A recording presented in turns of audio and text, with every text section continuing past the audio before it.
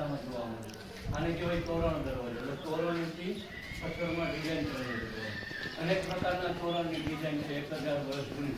ઉપર જોવો એટલે અલગ અલગ પેટર્ન. આપણા ઘર એટલે ઓફિસમાં તોરણ લગાવીએ, એન્ટ્રીને જબરદસ્ત બનાવીએ. એમાં ગામનો દરવાજો સુંદર ડેકોરેશન. આવેલા ટુરિસ્ટો આ દરવાજો જોઈને ખુશ થઈ જાય.